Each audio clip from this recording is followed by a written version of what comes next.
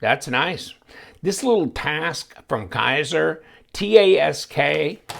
Look at how thin the boxes are, by the way. Okay, Task, T-A-S-K. Nick Consoli is the designer. Hopefully I didn't slaughter his name too bad. But Nitro V Red, you can get these Task knives in different colors. Here's the designer, okay? And of course, there's always something in the way when I'm printing these out. But okay, grippy and strong. Grippy, strong. And did I say they were grippy?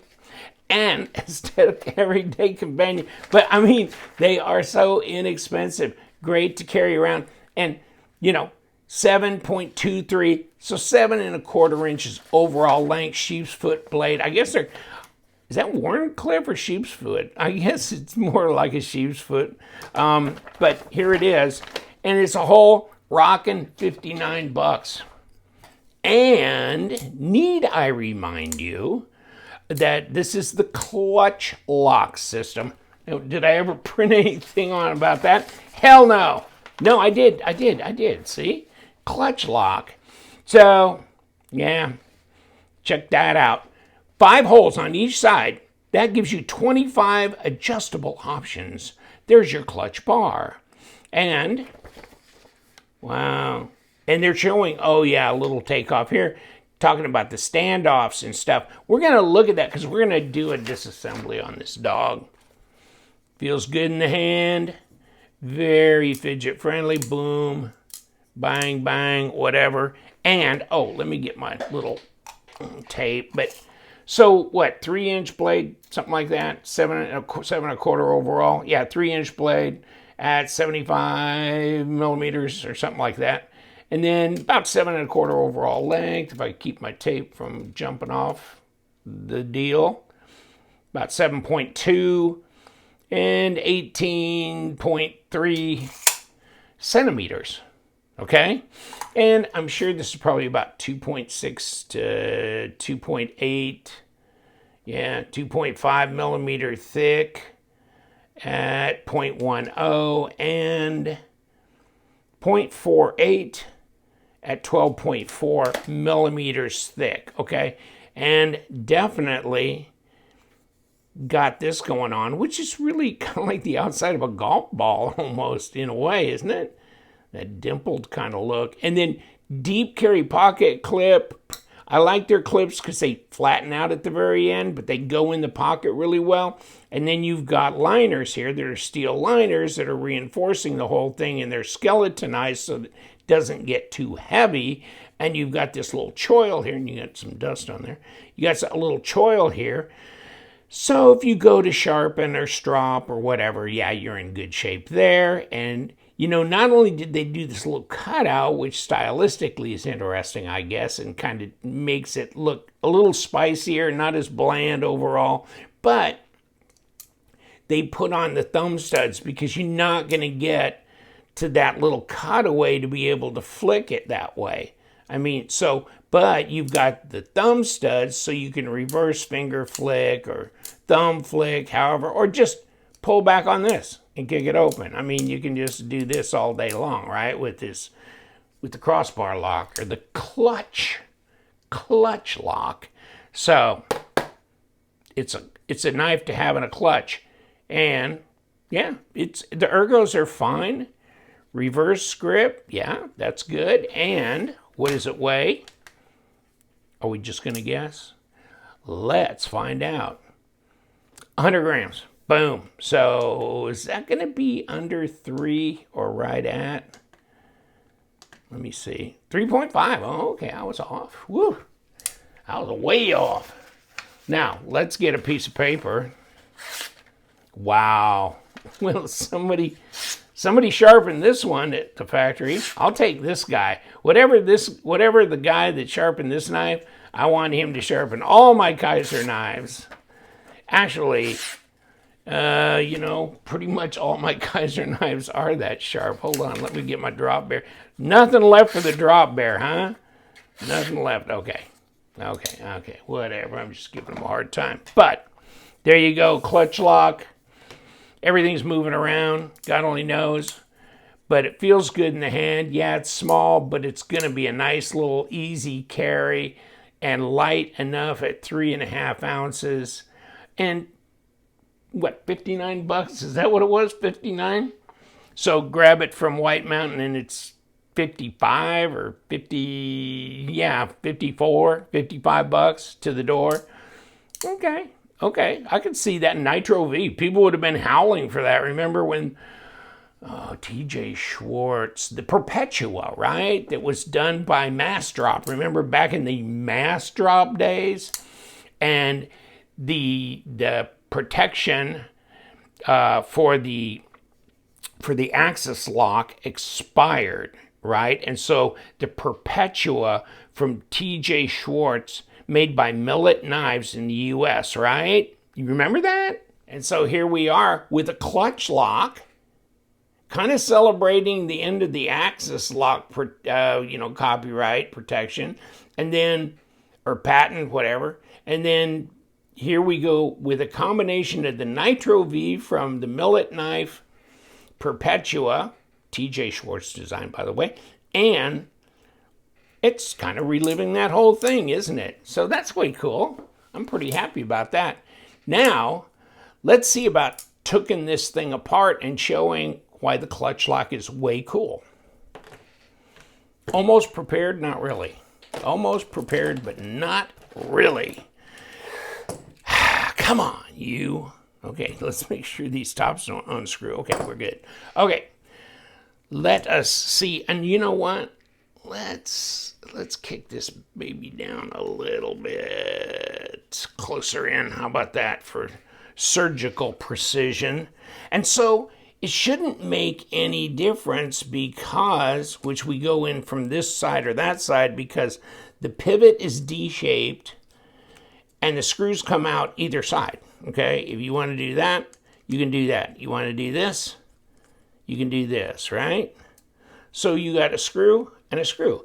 Holy crap, but I still got a pivot in there. Wow, and it's D-shaped. Wow, and so now I can just undo this screw here. Is that a number 8? Bango, it's a number 8. So I spin this one off, right? And then what happens? I can just pull this off, okay? I don't have to go through any big contortions. So if I got new scales or something, I can just, okay, I'll replace the scale. I don't have to take this apart, okay? I'm exposing everything here, except I'm not exposing the bearings, the ceramic bearings that are on the pivot, right? I'm not doing that. But I could. Now, as we were showing earlier, we have a standoff here and a standoff here, but only here was there a screw hole for it. This one had no screw hole on the outside, but it's an internal one, okay? So is this a number 8, okay? Let's have a look, shan't we? And we will. Oh, baby, that's a stubby. Okay, well, we know where you go then. Yeah, we'll figure that one out. So here we go. So now we've got it all busted loose, and all we have to do is pop that off, and you just unhook it. And you got to remember that each one of these Omega springs is special to the side because it's going to point inward towards this, so it won't fit the other side, right? Or it'd be pointing outwards. It wouldn't be pointing the right way or something. Okay, so there's a right and a left, and I don't know if in the box, we might want to check that out and see if they gave us another, in fact, let's do it right now, see if they gave us another set of Omega springs in here. I don't know if they did. But, ooh, I got something in here. No, not that. Not this. Ah, they did. They gave us a whole nother set of Omega springs plus hardware. $59? That's ridiculous. That's ridiculous. Okay, so let's get back to the party at hand here. Crap, get over here, buddy. Okay, those are the pivot screws right there. And so now we've got this off here, right? So the problem is you cannot remove this. And here's why. Because this crossbar has to come down and out this enlarged hole, but it can't. And you know why? Because this has to come off. But that's simple, because right here, let's see, okay, got to take your pocket clip off. Okay, so you just do that. Okay, boom, boom, gone. Okay, now you just got one screw, and it should be a number 8 like the other body screw was. And something just fell, but we'll figure it out when we put it back together. I probably picked up one of the other body screw and threw it on the floor. Yeah, and I see it down there. Okay, never mind. Okay. Now, we'll get this. That's what you get when you get a magnetic thing. It's going to just pick up the thing accidentally, and then you don't see it when you throw it down. Okay, stop. Stop with the shenanigans there, bud. Okay, so there's the lock side, or they're both the lock side. Here, here, and here. So now, what do we got, right? I don't have to take this screw out. I don't have to, because I can just take this out of here, right? And so that goes on that side. Let's put you up here, okay? Now, pull this out. This comes out, okay? Now it comes right out. So I haven't had to push this pivot out, have I? I haven't had to remove the pivot. So I can still have that. And then I could wiggle and woggle this. And there's the ceramic bearings. So you could still pull this apart and fix it and do stuff. And there goes one of my standoffs as they are falling off. This one doesn't want to fall off, so that's okay. You can stay right there, buddy. So there you go. There's where it is, and there's the other thing. And you can see these are D-shaped on both ends, okay? So they will fit, and so it won't spin. It's not going to spin to win, my friend. That'll be cool. Okay. The blade can spin to win. These sides have a D shape to them on both sides, and so they will not spin. They will hold in place when you unscrew this. So you can put all this back together easily. This is way easier than an axis lock knife is, okay? So that's all I'm saying in a very, very long, complicated way. But there you go with this. So there's your situation. If you want to put it back together, you can just put your crossbar lock in here, roll it back up to the beginning of the beginnings, okay? So now we got our crossbar hooked up, okay? So then we can put our Omega springs back in here if we want, right? But, I mean, we can, while we're fooling around with that, we can grab this and we can put this back in here. But this would be one, oh, no, that's the wrong size. I need this dog. But you know what? At least you can take these scales off as you wish, and replace them without having to take all the stuff off. And you don't even have to take the Omega springs off either. But here's the front side. Omega spring goes like this. And then however you want to adjust this. I mean, do you want to put it in the number 1 hole, number 2? I don't care. I'm not that particular. So we could really relax it a lot and just keep it right there. I don't. It's not going to be a big deal. Let's move it up just a little bit. Let's move it up to number 4. How about that? And then the Omega spring over here. And we come in and we just hook under that collar there. Okay.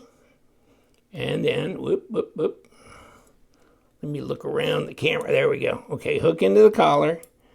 Then we're going to go around and we are going to put it up on one of those. We kicked it back out. We're going to put it back in and we're going to put it right here. Kick it around. Okay, number four. Okay, now that we got the little standoff back in place, and we need, oh, this is where, right here.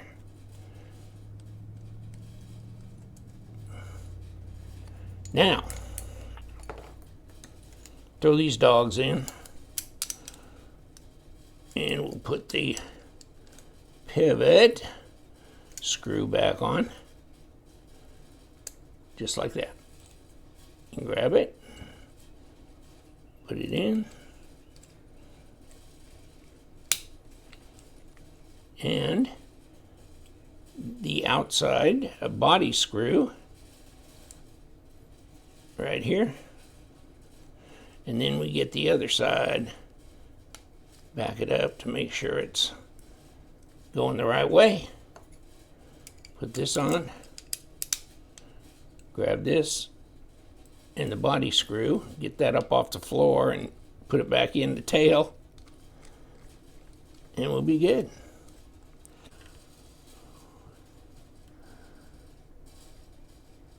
And stick it in, and we're good there. And then we got the pocket clip to get back together, and these are number 6s.